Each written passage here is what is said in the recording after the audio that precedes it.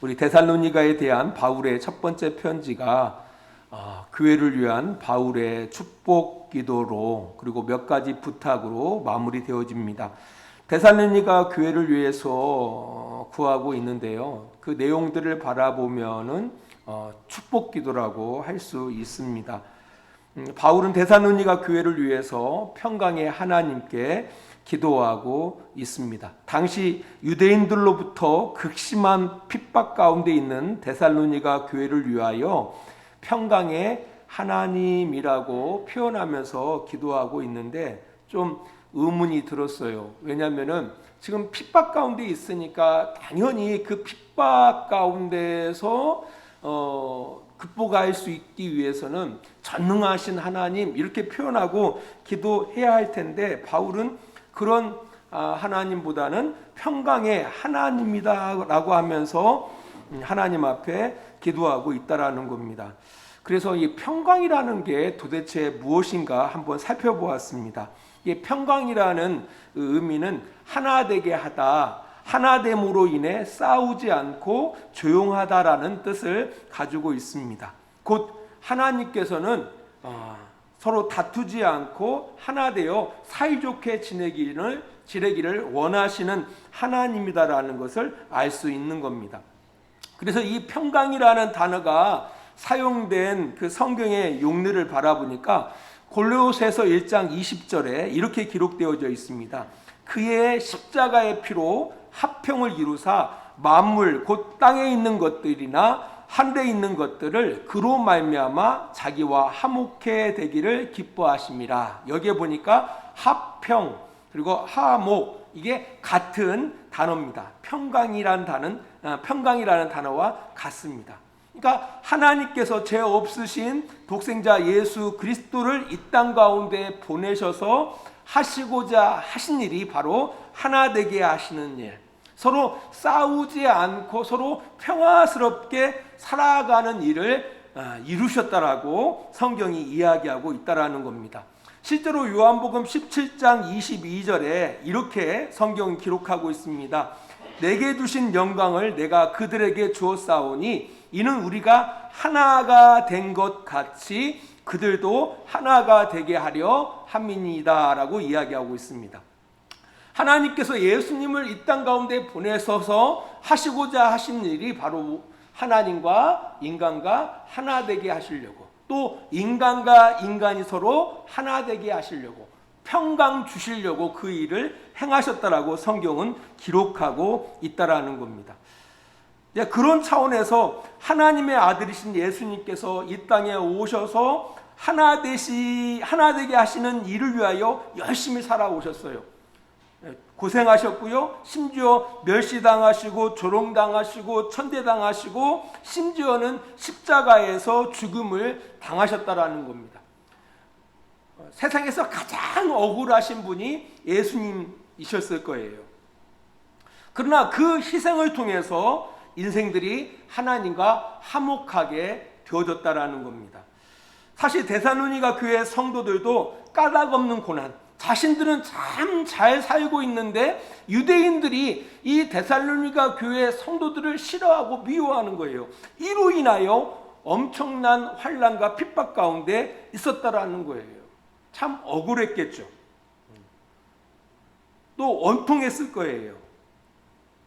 그러나 이 예수님의 일을 바라보면서 하나님이 예수님을 통해서 하시고자 하시는 그 일을 바라보면서 이제 이들은 비로소 깨닫게 되어지는 거죠. 그 하나님이 어떤 하나님이냐? 우리가 믿고 있는 하나님이 바로 평강의 하나님이시다.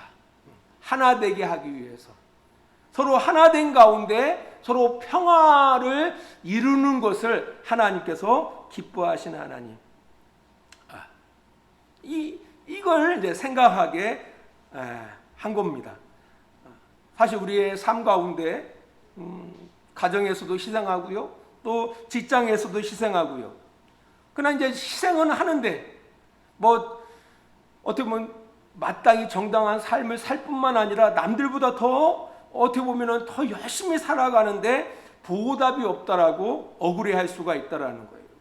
특별히 가정에서 그럴 수가 있다라는 겁니다. 또 그것뿐 아니라 괜히 미움받아서, 나는 정말 잘 살고 있는데 미움받아서 고난 당하는 그런 경우들도 분명히 있다라는 겁니다. 그럴 때 기억해야 한다라는 겁니다. 우리가 믿고 있는 그 하나님이 어떤 하나님이니까 바로 평강의 하나님이심을 기억해야 한다라는 겁니다. 그럼에도 불구하고 하나님께서는 우리가 나누어지는 것을 하나님께서 기뻐하지 않는다. 그럼에도 불구하고 하나님께서는 어떻게 해서든지 하나가 돼서 평화롭게 사는 것을 기뻐하시는 하나님이라는 사실을 꼭 기억하시기를 바랍니다. 그래서 이것이 필요하기 때문에 바울이 데살로니가 교회 성도들을 향하여 마지막으로 축복 기도하면서 하나님을 전지전능하신 하나님이라고 표현하지 않고 평강의 하나님이라고 표현하고 있는 것 같습니다. 아무튼 어떤 상황과 환경 가운데서도 여러분들 나누는 삶을 살지 마십시오. 그리고 하나됨을 위해서 악을 악으로 갚는 삶이 아니라 선으로 악을 이기는 삶을 살아가시기를 축원합니다. 또한 이 바울이 데살로니가 교회를 향하여 이렇게 축복하고 있습니다. 23절을 바라보니까 평강의 하나님이 친히 너희를 온전히 거룩하게 하시고 또 너희의 온 영과 혼과 몸이 우리 주 예수 그리스도께서 강림하실 때에 흠없게 보존되기를 원한다라고 기도하고 있습니다. 이 축복의 내용을 바라보니까 사실 데살로니가 교회가 처한 그 상황과 전혀 다른 것처럼 보입니다. 그죠? 지금 데살로니가 교회는 유대인들로부터 어마어마한 환난과 핍박 가운데 있습니다. 근데 바울의 축복 기도의 내용을 바라보니까 그런 내용이 아니에요. 저 같으면은 하나님 그 유대인들의 그 핍박과 환난에서 이 데살로니가 교회 성도들을 건져 주십시오라고 기도할 텐데 그런 기도가 아니더라는 겁니다. 그렇다면 바울이 이 공감대가 전혀 없는 사역자였을까? 하지만 데살로니가 전체를 바라보면은 전혀 그렇지가 않아요. 데살로니가전서 1장 6절을 바라보니까 너희는 많은 환난 가운데서 성령의 기쁨으로 도를 받아 우리와 주를 본받는 자가 되었다라고 이야기하고 있습니다. 알고 있어요. 이 바울도 데살로니가 교회의 성도들이 얼마나 많은 핍박 가운데 환난 가운데 있다는 사실을 알고 있었다라는 겁니다. 또 데살로니가전서 2장 14절을 바라보니까 형제들아 너희가 그리스도 예수 안에서 유대에 있는 하나님의 교회들을 본받은 자 되었으니 그들이 유대인들에게 고난을 받은 것 같이 너희도 너희 동족에게서 동일한 고난을 받았느니라 라고 이야기하고 있다는 겁니다. 네, 그러니까 누구보다도 이 데살로니가 교회가 유대인들로부터 어마어마한 환난과 핍박 가운데 있다는 것을 잘 알고 있었어요. 이제 그럼에도 불구하고 바울의 그 축복 기도의 내용을 바라보면은 전혀 다른 기도를 하고 있다라는 겁니다. 이것이 우리에게 주는 중요한 메시지가 있습니다. 뭐냐? 축복이라는 것은 복을 빌어주는 거거든요. 복을 빌어주는 거. 그렇다면은 바울이 생각하는 복이 무엇이냐라고 할 때 우리가 기대하는 어떤 환경을 이루는 것을 바울은 복으로 생각하지 않았다라는 거예요. 이게 반대로 말하면은 우리가 기대하지 않는 환경을 만난 것이 저주가 아니라는 겁니다. 복이라는 게 내가 기대하는 환경을 만나는 것을 사람들은 보통 저 사람은 복 받았다.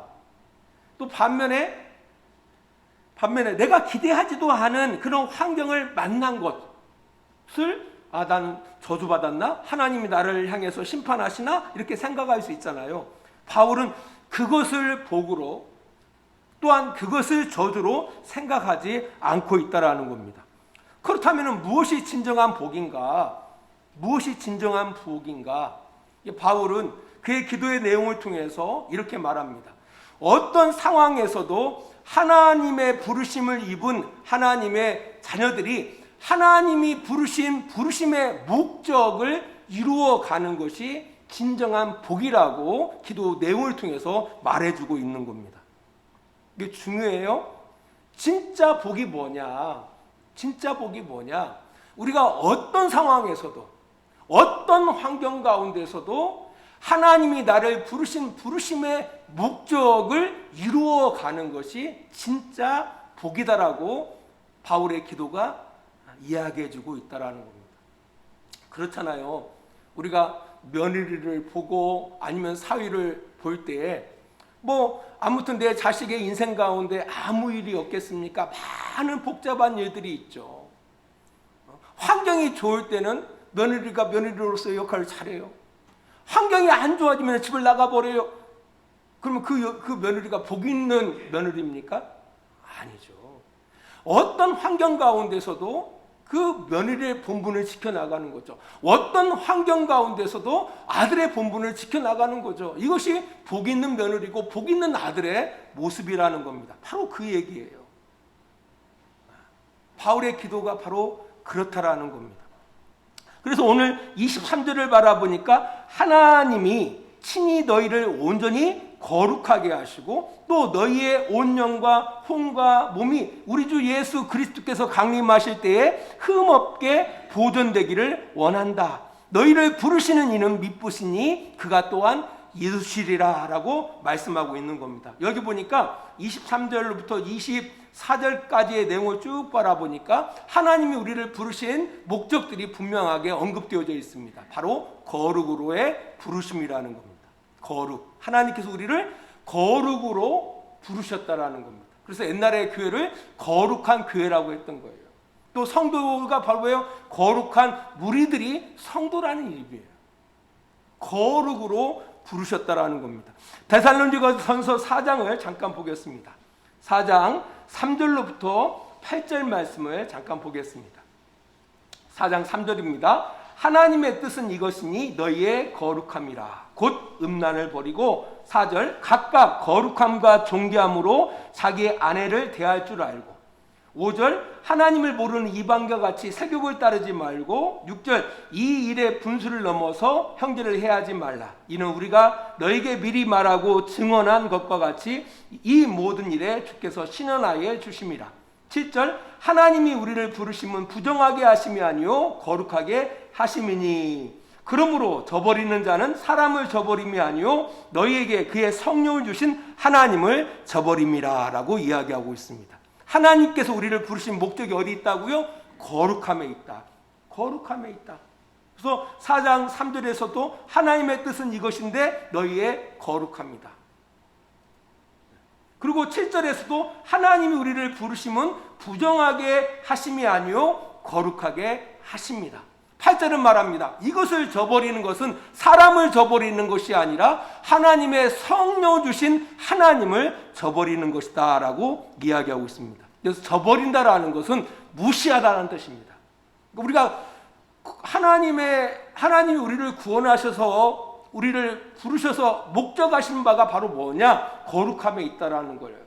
우리가 거룩해지지 않는다라는 것은 바로 누구를 무시한다라는 거예요? 하나님을 무시하는 행위라고 성경은 이야기하고 있다라는 겁니다. 그리고 오늘 데살로니가전서 5장 23절에서도 보면은 너희를 온전히 거룩하게 하시고 또 마지막 부분을 바라보니까 너희의 온 영과 혼과 몸이 우리 주 예수 그리스도께서 강림하실 때 뭐 없이 흠 없게 보존되기를 원한다. 거룩에 있다라고 이야기하고 있다라는 겁니다. 거룩, 흠 없게 같은 얘기예요. 진짜 복이 뭐냐라고 할 때 우리가 어떤 환경 가운데 어떤 상황 가운데 있다 할지라도 계속 우리를 부르신 부르심의 목적 바로 거룩을 향하여 나아가는 것이다. 거룩을 이루어가는 것이 진짜 복이다라고 바울은 이야기하고 있다라는 겁니다. 근데 우리가 오해해서는 안 되는 것이 있습니다. 여기서 거룩이라는 것은 종교적이지 않습니다. 오늘 앞에서 읽었던 데살로니가전서 4장 3절로 7절을 바라보니까 거룩에 대한 한 가지 예를 들고 있습니다. 당시 데살로니가 지역의 남성들은 가정에서 아내를 함부로 대했습니다. 데살로니가 지역의 사람들은요. 그 당시 2000년 전에 데살로니가 지역의 이 남성들은 가정에서 왕했어요. 아내를 함부로 학대했다라는 겁니다. 존귀하게 대하지 않았다라는 겁니다. 뿐 아니라 자기 아내가 아닌 다른 여인들과 동침하는 삶을 상식처럼 살아갔다라는 겁니다. 우리 조선시대 때 바라보면은 그 선비들이 기생집 들락날락 했잖아요. 그것이 상식이었잖아요. 이처럼 그 당시 대산윤희가 교회 남성들이 그랬다라는 겁니다. 이게 문제는 교회 안에 있는 성도들까지도 그 예전의 습관 가운데 돌이키지 못하고 똑같은 삶을 살고 있었다라는 겁니다. 그런 그들에게 바울은 말하는 겁니다. 비록 이방인들, 너희가 예수님을 믿기 이전에는 아내를 업신여기고 마음대로 세욕을 따라 살아갔다 할지라도 이제 하나님을 믿는 사람으로서 어떻게 살아가야 한다고요? 아내를 존귀하게 거룩하게 여기고 뿐만 아니라 남들처럼 믿지 않는 사람들처럼 세욕을 따라서는 안 된다. 이것이 거룩이다라고 말하고 있다라는 겁니다. 그러니까 전혀 종교적이지 않다라는 겁니다. 거룩이라는 것은. 그러니까 하나님이 우리를 창조하신 목적대로 회복되어지는 것. 이것이 바로 거룩인 겁니다. 거룩. 그것을 위해서 우리에게 성령님을 주신 거예요.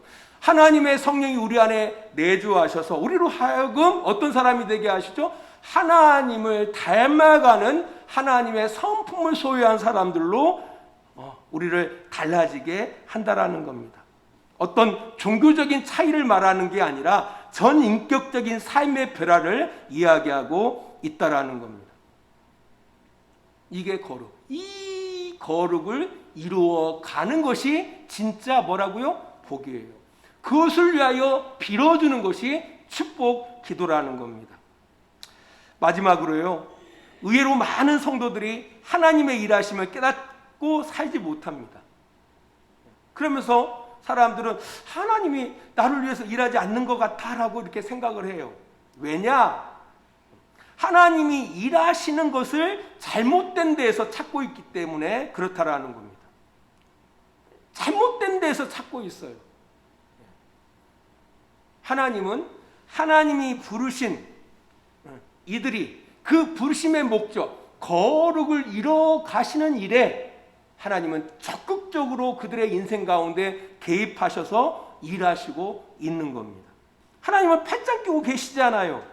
강력한 주도권을 가지고 그가 부르신 하나님의 백성들을 거룩한 삶으로 만들어 가는데 직접적으로, 간접적으로 간섭하고 있다라는 겁니다. 그래서 오늘 본문 24절에도 이렇게 이야기하고 있는 겁니다. 24절 보게요.